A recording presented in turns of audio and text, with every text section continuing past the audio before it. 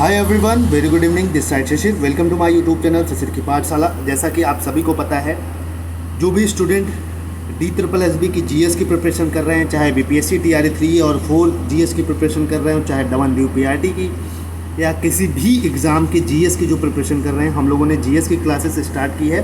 पहला जो जीएस का पार्ट उठाया हम लोगों ने पॉलिटी का उठाया है। देखिए, जीएस में बहुत सारे सब्जेक्ट कवर होते हैं, पॉलिटी, हिस्ट्री में तीनों हिस्ट्री, एंशियंट, मेडिवल, मॉडर्न। और वहीं बात करें तो हमें पॉलिटी पढ़नी पड़ती है, इकोनॉमिक्स पढ़नी पड़ती है और ज्योग्राफी पढ़नी पड़ती है। तो हम सब चीज़ें कवर करेंगे धीरे धीरे। पहले हम पॉलिटी वाला सेक्शन कवर करेंगे। तो पॉलिटी में हमारा 2 वीडियो ऑलरेडी हो चुका है। पहला कि बेसिक हम लोगों ने कवर किया था कि संविधान क्या होता है, संविधान के प्रकार क्या होते हैं, और वहीं के पढ़ा। दूसरा हम लोगों ने पढ़ा, उसके बाद दूसरा टॉपिक पढ़ा कि संविधान का विकास, कॉन्स्टिट्यूशनल डेवलपमेंट। आज हम पढ़ेंगे कि हमारे संविधान का विकास तो हो जाता है, लेकिन अब हमारे संविधान का निर्माण कैसे होता है। तो इन सब चीज़ों पे डिटेल में डिस्कस करेंगे। वीडियो को पूरा देखिएगा। तो चलिए स्टार्ट करते हैं। संविधान निर्माण, ये हमारे खुद के बनाए हुए नोट्स हैं, ठीक है। एक सिंपल वे में चीज़ों को समझिएगा। जो फैक्ट है, फैक्ट वाली चीज़ें, जो कॉन्सेप्ट वाली हैं, कॉन्सेप्ट वाली सब इसमें इंक्लूड है शॉर्ट वे में, ठीक। हमें मास्टर नहीं बनना है, हमें जीएस एग्ज़ाम क्रैक करना है। तो जनरली होता क्या है माय डियर फ्रेंड्स कि जुलाई अगस्त में चुनाव होते हैं 1946 में लगभग, जिसमें टोटल 296 सीट्स रहती हैं। 202 सीटें इसमें होता क्या है कि कांग्रेस को 296 सीटों में से 292 सीटें और 4 सीटें जो हैं कांग्रेस को 208वां स्थान इसमें मिलता है। मुस्लिम लीग को 73वां स्थान मिलता है। वहीं लोक दल, एक निर्दलीय दल रहती है, जिसको कितना मिलता है, 15वां स्थान मिलता है, ठीक है। तो ये तो आम बात है कि चुनाव होता है, 296 सीट रहती है। 1946 में चुनाव होता है, ठीक। कांग्रेस को 208 स्थान मिलता है, मुस्लिम लीग को 73वां स्थान मिलता है, वहीं लोक दल निर्दलीय को 15 सीट्स मिलती हैं, ठीक है। अब देसी रियासतों ने खुद को अलग रखा यहाँ तक, ठीक। जो देसी रियासत थे अब उन्होंने अभी चुनाव से खुद को अलग रखा और उन्होंने कहा कि हम बाद में शामिल होंगे, ठीक है।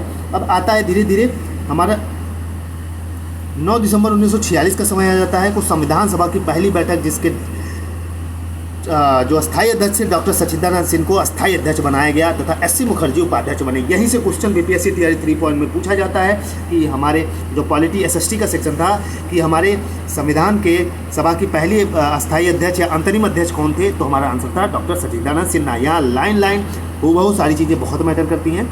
तो 9 दिसंबर 1946 को संविधान सभा की पहली बैठक होती है। उसके अस्थायी अध्यक्ष कौन रहते हैं, डॉक्टर सच्चिदानंद सिन्हा को बनाया जाता है। वहीं SC मुखर्जी साहब को उपाध्यक्ष बनाया जाता है, ठीक। एक कॉपी ले लीजिए, एक पेन ले लीजिए, चीज़ों को नोट करते चलिए। अब बात करते हैं तो 11 दिसंबर 19 ठीक 2 दिन बाद दूसरी संविधान सभा की दूसरी बैठक होती है, जिसमें डॉक्टर राजेंद्र प्रसाद स्थायी अध्यक्ष बनते हैं, ठीक है। डॉक्टर सच्चिदानंद सिन्हा हमारे अस्थायी बनते हैं और डॉक्टर राजेंद्र प्रसाद हमारे स्थायी अध्यक्ष बनते हैं, और उपाध्यक्ष SC मुखर्जी साहब ही रहते हैं, ठीक है। अब उपाध्यक्ष इस समय बन जाते हैं कौन, VT कृष्णाचारी, ठीक। दूसरे सेकंड बनते हैं कौन, VT कृष्णाचारी। अब बात करें तो हमारे संवैधानिक सलाहकार भी एक होनी चाहिए। संविधान बन रहा है भाई हमारा, तो संवैधानिक VN विट्ठल नरहरी राव, ठीक है, जिसको हम VN राव बोलते हैं। इनका पूरा नाम था VN विट्ठल नरहरी राव नाम था, जो कि हमारे प्रथम संवैधानिक सलाहकार बनते हैं। क्वेश्चन पूछता है, फिर पूछेगा, ठीक है।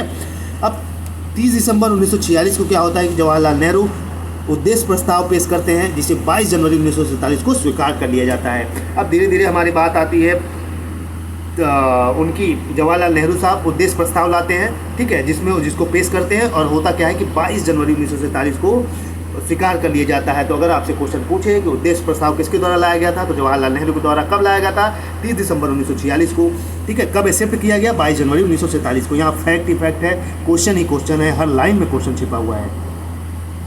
अब आगे चलते हैं। अब धीरे धीरे क्या होता है भाई, धीरे धीरे देसी रियासतों के प्रतिनिधि भी संविधान सभा में शामिल होने लगे थे।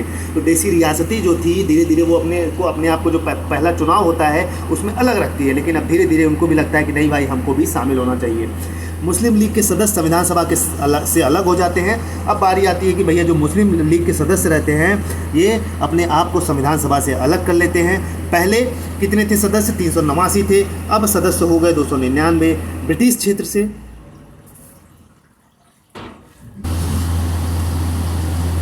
तो अब हो जाते हैं 299। धीरे धीरे ब्रिटिश क्षेत्र 296 रहते हैं ब्रिटिश क्षेत्र के, अब हो जाते हैं 229। तो ये सारी चीज़ें आपके इतना क्वेश्चन में नहीं पूछती, बस ये सारी चीज़ें लिखी हुई हैं जो और एग्ज़ाम देते हैं अच्छे अच्छे एग्ज़ाम के लेवल के, उनके लिए है ये। तो देसी रियासतों में 93 थे, अब हो जाते हैं 70 हो जाते हैं, ठीक है। तो इस तरह से संविधान का पुनः निर्माण होता है, ठीक है। एक बार फिर से होता है, पहले थे 389, अब 299 हो जाते हैं। ब्रिटिश क्षेत्र से 296 थे, 229 हो जाते हैं। देसी रियासतों से 93 थे, अब 70 हो जाते हैं।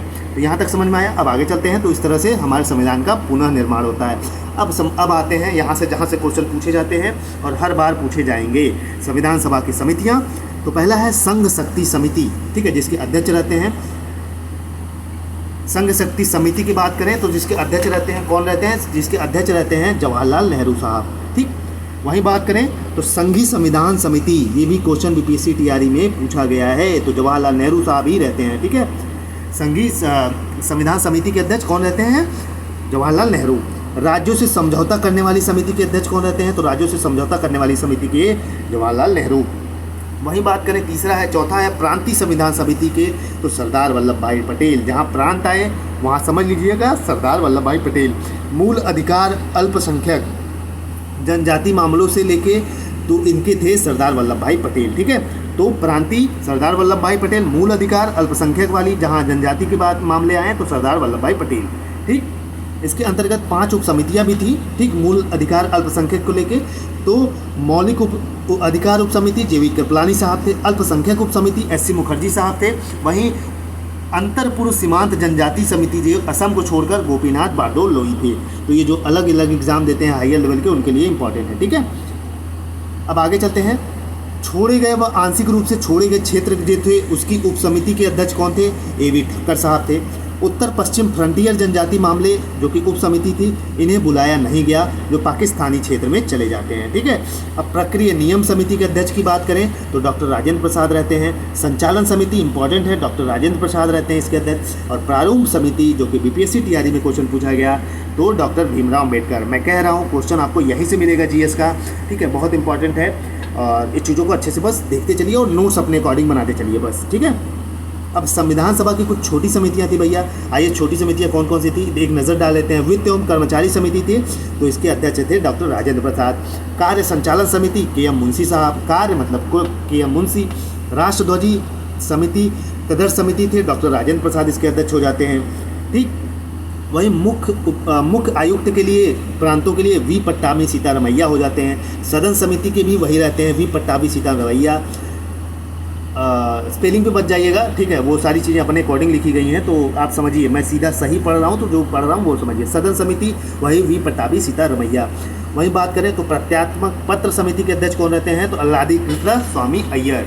और सर्वोच्च न्यायालय के लिए तदर्थ समिति के एस वारदाचार्य। वहीं बात करें तो संविधान सभा के कार्यों के लिए समिति जीवी मावलांकर साहब रहते हैं। और संघीय संविधान के वित्तीय प्रावधान की समिति नलनी रजन सरकार, जो कि सदस्य नहीं थे, ठीक है। प्रेस दीर्घा समिति थी छोटी सी, उमानाथ सेन थे इसके अध्यक्ष। एक बार नज़र डाल लीजिए, इतना इंपॉर्टेंट नहीं है, ठीक। ये जो ऊपर एग्जाम वाले अपर वाले एग्जाम देते हैं उनके लिए है ये। नागरिकता संबंधी तदर्थ समिति एस वारदाचारी थे। भाषाई प्रांत आयोग के एस के घर थे। प्रारूप संविधान की जांच के लिए विशेष समिति बनी थी, जिसके अध्यक्ष कौन रहते हैं? हमारे 1 and 1 जवाहरलाल नेहरू साहब, ठीक है।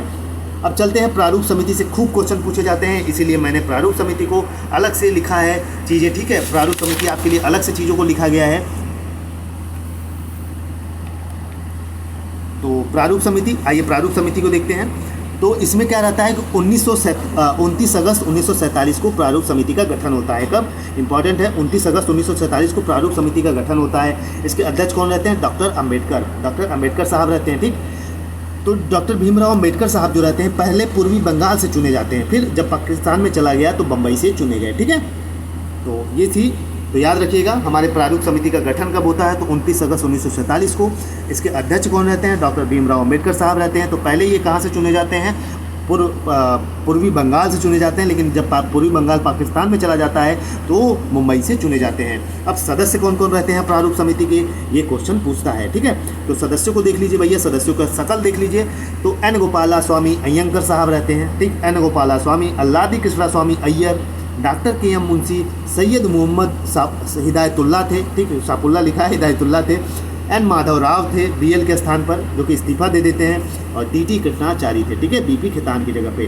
तो प्रारूप समिति के अध्यक्ष कौन कौन थे? एन गोपाला स्वामी अयंकर, अल्लादी कृष्णा स्वामी अय्यर, डॉक्टर के एम मुंशी। वहीं बात करें तो सैयद मोहम्मद हिदायतुल्ला, एन माधव राव बीएल के स्थान पर, बीएल जी के स्थान पर, ठीक है, बस याद रखिएगा बीएल लिखे टिक मार दीजिएगा, बीएल के स्थान पर माधव राव थे, और टीटी कृष्णाचारी जो को बीपी खेतान की जगह पे थे, ठीक है। तो यहाँ तक समझ में आ गया। अब संविधान सभा में महिलाएं भी थी, 15 महिलाएं थी, जो कि बीपीएससी टीआरई 2 का हूबहू क्वेश्चन पूछा गया है। मैं बार बार कह रहा हूँ, यही से क्वेश्चन पूछा जाएगा, जो अच्छे से पढ़ेगा वो अच्छे से करेगा। तो संविधान सभा में महिलाएं 15 महिलाएं थी, कौन कौन थी ये भी दिखा देता हूँ। सुचेता कृपलानी यूपी से थी, याद कर लीजिए, ये एक बार देख लीजिए बस, ठीक है। मैंने लिखा सारी चीज़ें, कोई देखिए अब पहले की तरह नहीं रह गया कि चीज़ें छोड़ दीजिए। अब जो नहीं पढ़ते हैं वहीं से क्वेश्चन पूछ लिया जाता है और कहते हैं कि पेपर टफ बना है। तो हमें कुछ भी नहीं छोड़ना है, और मैंने भी कुछ नहीं छोड़ा है, आपको भी कुछ नहीं छोड़ना है। जब कुछ नहीं छोड़ेंगे तो सबको पकड़ लेंगे, ठीक है। All the best. तो सुचेता कृपलानी उत्तर प्रदेश से, विजय लक्ष्मी पंडित यूपी से, पूर्णिमा बनर्जी यूपी से, कमला चौधरी यूपी से, बेगम एजाज रसूल यूपी से, राजकुमारी अमृत कौर मध्य प्रदेश से, सरोजनी नायडू रहती हैं बिहार से। याद रखिएगा कि संविधान सभा में कौन सी महिला जो कि बिहार से थी, तो सरोजनी नायडू। हंसा मेहता बम्बई से, जी दुर्गाबाई मद्रास से, दक्ष यानी मद्रास से, ठीक है। तो 10 ये हो गई। अब 5 महिलाएं और बचती हैं, इनको भी देख लेते हैं भैया, इनको काहे छोड़े हम लोग। स्वामीनाथन मद्रास से, मालती चौधरी उड़ीसा से, रेणुका राय पश्चिम बंगाल से, लीला राय पश्चिम बंगाल से, एनी मस्करी श्यामबरकर से, ठीक है।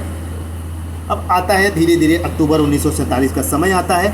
बीएन राव ने संविधान का प्रथम प्रारूप तैयार किया। तो अक्टूबर 1947 में जो हमारे बीएन राव साहब रहते हैं, प्रथम संवैधानिक सलाहकार, ये क्या करते हैं कि संविधान का हमारे पहला ड्राफ्ट प्रिपेयर करते हैं, जिसमें कहते हैं कि 243 अनुच्छेद थे और 13 अनुसूचियाँ थी। इसी प्रथम प्रारूप के विचार के प्रारूप समिति के पास भेजा गया। तो होता क्या है, कहानी सुनिए, ठीक है, कहानी सुनिए। अक्टूबर 1947 का समय आता है। बीएन राव साहब जो हमारे संवैधानिक सलाहकार रहते हैं, तो पहला अपना कोशिश करते हैं क्या, एक प्रारूप तैयार करते हैं, जिसमें क्या कहते हैं कि ये 243 अनुच्छेद जोड़ते हैं और 13 अनुसूचियाँ रहती थी। और इस ड्राफ्ट को तैयार करके इसे प्रथम प्रारूप को विचार प्रारूप समिति के पास भेज दिया जाता है कि देख लीजिए भैया, विचार करिए इस पर। अब धीरे धीरे समय आता है 21 फरवरी 1948 का। होता क्या है कि संविधान सभा के समक्ष संविधान के इस प्रथम प्रारूप को विचार के लिए रखा जाता है, ठीक। जो हमारे बीएन राव साहब बनाए रहते हैं, ड्राफ्ट प्रिपेयर किए रहते हैं, अब इसको क्या हुआ था, इसको विचार किया जाता है, ठीक है, पहली बार। अब इसमें टोटल अनुच्छेद 315 हो जाते हैं और अनुसूचियाँ 8 हो जाती हैं, ठीक। विचार टिप्पणी का सुझाव आए, लेकिन आलोचना भी इसकी हुई, ठीक है। तो ये सारी चीज़ें कहानियाँ हैं, जहाँ से क्वेश्चन पूछे जाएंगे हम उसको पढ़ेंगे अच्छे से, ठीक है, कोई भी सेक्शन नहीं छोड़ेंगे। इन सब के सुझाव पर पुनः प्रारूप समिति का विचार किया गया, फिर से भैया कि नहीं, देखिए पहली बार कोई चीज़ बनती है तो गलतियाँ होती हैं, फिर दूसरी बार सुझाव समिति, फिर से प्रारूप समिति का गठन होता है। 26 अक्टूबर 1948 को नए प्रारूप के साथ संविधान को पुनः पेश किया जाता है, ठीक। अब इसमें 3 वाचन होता है, बीपीएससी टीआरई का हूबहू क्वेश्चन यहाँ से पूछा गया है 2 का, ठीक है। 3 वाचन होते हैं। पहला वाचन होता है 4 नवंबर से 1948 से 9 नवंबर 1948 तक। तो याद रखिएगा, जो दूसरा प्रारूप तैयार होता है उसमें 3 वाचन होते हैं। पहला वाचन होता है 4 नवंबर से 1948 से 9 नवंबर 1948 तक। वहीं दूसरा वाचन होता है 15 नवंबर 1948 से 17 अक्टूबर 1949 तक। दूसरे जो वाचन होता है इसमें व्यापक विचार आते हैं, थॉट थोड़ा क्लियर होता है, संविधान कैसे बनाना है और क्लियर होता है। अब संविधान में 7635 संशोधन प्रस्तुत होते हैं और 2437 संशोधन स्वीकार किए जाते हैं। बाप रे, ये सब कभी पढ़ा नहीं होगा आपने, लेकिन मैंने लक्ष्मीकांत, मैंने हर बुक को इसमें इंक्लूड कर दिया है भाई, कहीं से कुछ भी नहीं छूटना है, ठीक है। अब बारी आती है तृतीय वाचन की। तीसरा वाचन भी आ जाता है 14 से 26 नवंबर 1949 तक चलता है। अब बनकर तैयार हो जाता है क्या, हमारा संविधान तीसरे वाचन में, ठीक है। तो 26 नवंबर 1949 को हमारा संविधान अंगीकृत कर लिया जाता है। हूबहू क्वेश्चन पूछा जाता है, बीपीएससी टीआरई का ये क्वेश्चन है, आप पेपर उठा के देख लीजिएगा। आप इन चीज़ों को पढ़िएगा और पेपर सॉल्व करिएगा, आपको देखिएगा क्वेश्चन मिलेंगे, ठीक है। अब इसमें क्या होता है कि जो पहली बार संविधान सभा हमारा अडॉप्ट किया जाता है, जिसको अंगीकृत कहते हैं, तो इसमें 16 अनुच्छेद लागू किए जाते हैं। कितने? 16 अनुच्छेद लागू किए जाते हैं। कुल 299 में से 284 सदस्यों ने संविधान पर हस्ताक्षर कर दिया, जिसमें 8 महिलाएं भी शामिल हो जाती हैं। तो जैसे ही 26 नवंबर 1949 को हमारा संविधान अंगीकृत होता है, 16 अनुच्छेद लागू कर दिए जाते हैं। 299 में से 284 सदस्य जो रहते हैं संविधान सभा पर हस्ताक्षर कर देते हैं, जिसमें 8 महिलाएं भी रहती हैं, उसमें क्या करती हैं, हस्ताक्षर कर देती हैं। चलो ठीक है भैया, संविधान हमारा बनकर तैयार हो रहा है। अब आगे चलते हैं। इसमें अब इस जो बनता है तो इसमें 395 अनुच्छेद, ठीक है, 22 भाग 8 अनुसूचियाँ थी, ठीक। इसके बाद जो दूसरा बनता है, ठीक, 16 अनुच्छेद लागू होते हैं, तो इसके बाद कितने 395 अनुच्छेद, 22 भाग और 8 अनुसूचियाँ थी। कितने 395 आर्टिकल, 22 भाग 8 अनुसूचियाँ थी, ठीक है। अब आगे चलते हैं। अब प्रारूप पर कितना होता है, प्रारूप पर कुल भैया 114 दिन की बहस होती है, ठीक। जो प्रारूप समिति बनती है इस पर 114 दिन की बहस होती है। कुल खर्च बात करें तो 64 लाख रुपए खर्च होता है। टोटल अधिवेशन की बात करें तो 11 अधिवेशन होते हैं। एक लाइन में क्वेश्चन छिपा है, पूछेगा तो कर ले जाएंगे, ठीक है। पॉलिटी तो मैं बहुत अच्छे से पढ़ा लूँगा आपको, ठीक है। जीएस वाला भी सेक्शन में बहुत अच्छे से कवर कर दूंगा, क्योंकि खुद भी पढ़ता हूँ चीज़ें, तो इसलिए बाकी आप समझदार हैं। अंतिम बैठक कब होती है, तो अंतिम बैठक होती है हमारी 29 जनवरी 1950 को होती है, ठीक है। कब, 24 जनवरी 1950 को हमारा अंतिम बैठक होती है। अब 26 नवंबर 1949 को मात्र 16 अनुच्छेद लागू होते हैं। पहले ही बता दिया मैंने कौन कौन से 16 अनुच्छेद रहते हैं, ये भी लिखा है मैंने। अनुच्छेद 5, 324, 391, 6, 366, 392, 8, 367, 393, 60, 380, 388, 394, ये 16 आर्टिकल ऐसे रहते हैं जो 26 नवंबर 1949 को लागू कर दिए जाते हैं कि भैया लो, संविधान के 16 अनुच्छेद हैं, अब आज से ये लागू। अब संविधान सभा के कुछ अन्य कार्य रहते हैं, आइए यहाँ से भी क्वेश्चन खूब बनते हैं भैया, इसको भी पढ़ लेते हैं। 22 मार्च 1947 को राष्ट्रध्वज अपनाया गया, ठीक। क्वेश्चन पीपीसी टीआरई का है। 22 मार्च 1947 को क्या अपनाया जाता है, हमारा राष्ट्रध्वज अपनाया जाता है। और 24 जनवरी 1950 को हमारा राष्ट्रगान और राष्ट्रगीत अपनाया गया। अगर बीपीएससी टीआरई 3 में क्वेश्चन पूछे, अगर दमन-दीव में जीएस में क्वेश्चन पूछे, अगर आपके चंडीगढ़ पीआरटी में क्वेश्चन पूछे कि हमारा राष्ट्रध्वज कब अपनाया गया, तो 22 मार्च 1947 को। हमारा राष्ट्रगान और राष्ट्रगीत कब अपनाया गया, 24 जनवरी 1950 को, ठीक। यहाँ तक समझ में आ गया। अब डॉक्टर राजेंद्र प्रसाद को राष्ट्रपति चुन लिया जाता है यहीं से, ठीक है। तो इसी के साथ हमारे संविधान का निर्माण हो जाता है भैया। हमारा राष्ट्रध्वज भी अपनाया जाता है, हम राष्ट्रगान राष्ट्रगीत भी गा लेते हैं। तो जय हिंद, जय भारत, हमारा पॉलिटी आज से संविधान का निर्माण खत्म हो गया। अब अगले टॉपिक में जो हम पढ़ेंगे, हमारे संविधान के सोर्सेज कहाँ से क्या लिया गया, जहाँ से एक क्वेश्चन पूछ लिया जाता है, ठीक है। बच्चों की तरह पढ़िए, चीज़ों को पढ़िए, एक को क्वेश्चन नहीं छूटेगा, अच्छे से पढ़िए, ठीक है। बाकी ऑल द बेस्ट। वीडियो कैसा लगा, लाइक शेयर सब्सक्राइब जरूर करिएगा। जय हिंद, जय भारत। पहले पॉलिटी कवर करेंगे, उसके बाद आएंगे हम इकोनॉमिक्स पे, फिर इसके बाद हिस्ट्री में आएंगे, ठीक है। अगर समय मिला तो सब एक साथ कर देंगे। इसकी प्लेलिस्ट मैंने बना दी है, complete GS for all examination. उस प्लेलिस्ट में जाइएगा आप, वीडियो को पुराने जो 2 पार्ट हैं उसको देख लीजिएगा, ठीक है, तब समझ में आएंगी चीज़ें।